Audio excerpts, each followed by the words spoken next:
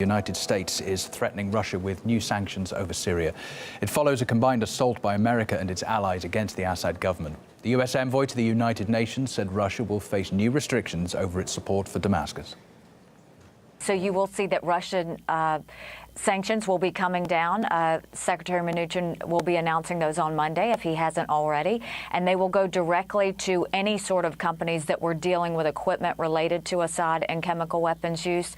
And so I think everyone is going to feel it at this point. I think everyone knows that we sent a strong message, and our hope is that they listen to it.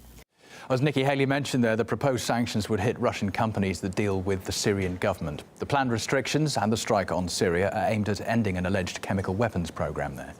One of the targets of the US-led attack was a research facility near Damascus. The Syrian government says it was a civilian object.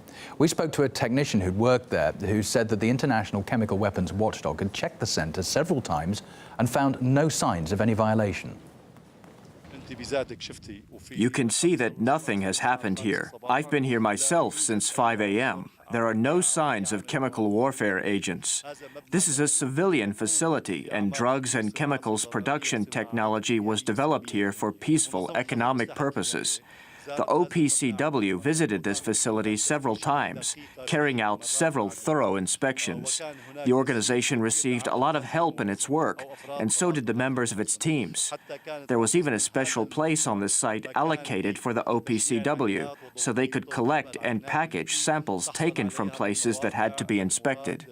Just to remind you, in the early hours of Saturday morning, the combined forces of the US, the UK and France pounded missile and airstrikes on Syria. The allies say the assault came in response to an alleged chemical attack in the Syrian city of Douma a week earlier. Western countries blame the attack on the Assad government, though no solid evidence has been provided yet.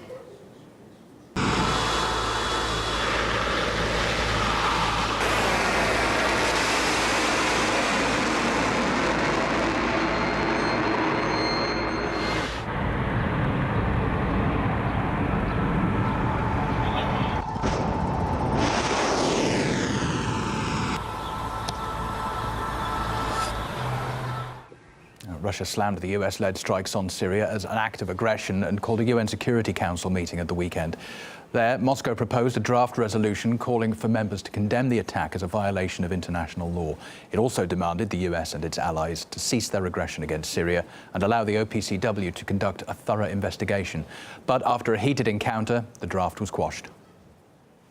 Paris, Washington and London chose to ignore all calls for sanity. You have nothing but disdain for the UN Charter and the Security Council, which you are using in your illicit aims. The UN Charter wasn't conceived to protect criminals. Our action absolutely corresponds to the goals and values proclaimed in the Charter. The US and its allies continue to show blatant neglect of international law. I will take no lessons, Mr. President, in international law from Russia. You don't treat the Security Council seriously. You don't work to its guidelines. You don't talk to us, and you don't consult us. The time for talk ended last night. The United States is locked and loaded. When our president draws a red line, our president enforces the red line. The US says it is ready to shoot and it's locked and loaded.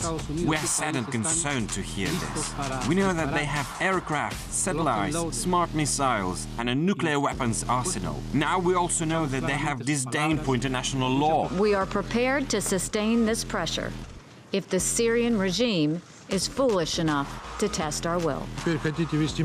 Is this how you want international affairs to be conducted now? This is hooliganism, and not minor hooliganism, since we are talking about major nuclear powers. The Syrian government lambasted the assault as barbaric, accusing America, the UK and France of igniting tension in the region. Here's how people in Damascus reacted to the attacks.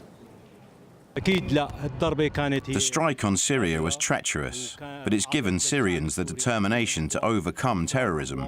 It was an aggressive assault on Syria, our beloved country.